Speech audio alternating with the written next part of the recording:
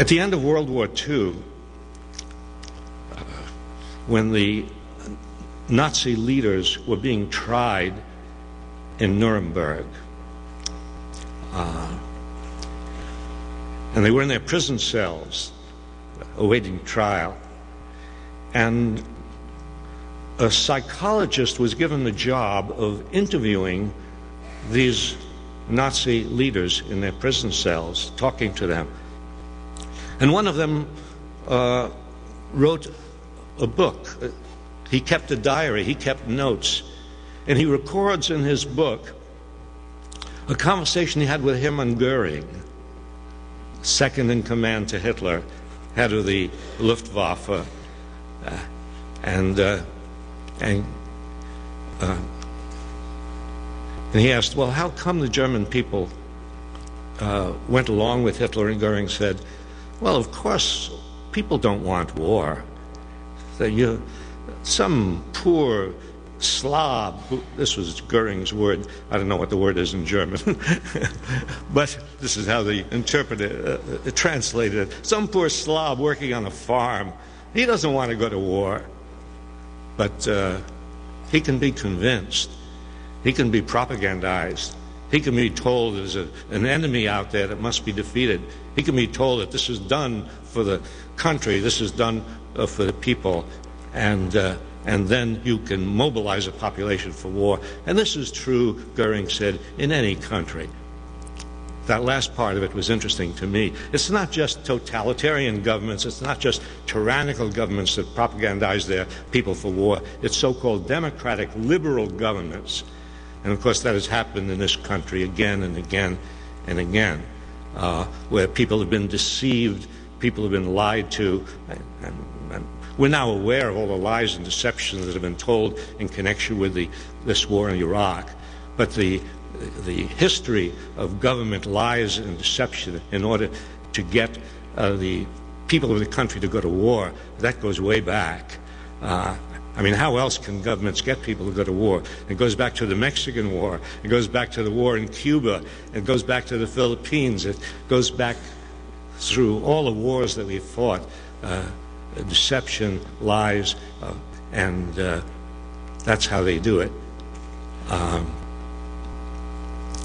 our job is to reach back to the essential feelings of people and to break through these fogs of propaganda and cries for war, these false slogans that are raised that talk about we're going to war for democracy, we're going to war for freedom.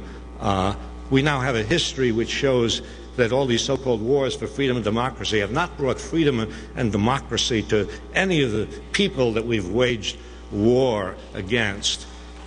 And they certainly haven't brought freedom and democracy to this country.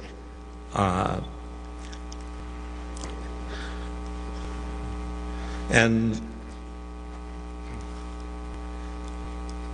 you will hear them say, Memorial Day is coming up, come to think of it. Memorial Day is coming up at the end of this month, and you have a lot of flag waving and a lot of trumpets blowing and a lot of speeches made honoring the dead of wars. And of course, yes, the people who died in wars should be honored, but war should not be honored. And the makers of war should not be honored, you see. And you will hear the speech makers say they gave their lives for their country. How many times have you heard that? They gave their lives for their country. There's a double lie in that. One, they did not give their lives were taken away from them, you see. You know. And second, they didn't die for their country, they died for their government. The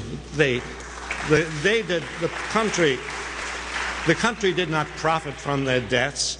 There were interests that profited from their deaths. In the present case, the young people who are dying in Iraq, thank you. the young people who are dying in Iraq, that's Marco, who's keeping me alive with regular doses of water and who knows what else. You see,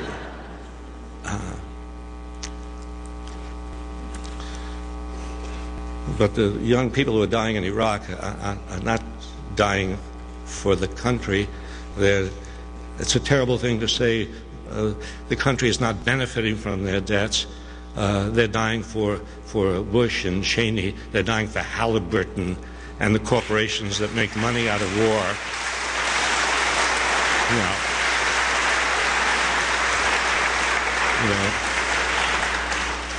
Wise men throughout history have recognized this. Plutarch recognized this. The poor go to war for the benefit of the rich. Eugene Debs recognized this. He was sent to prison for 10 years in World War I for saying it's the poor, the working class, who fight the wars, and it's the rich who send them to war.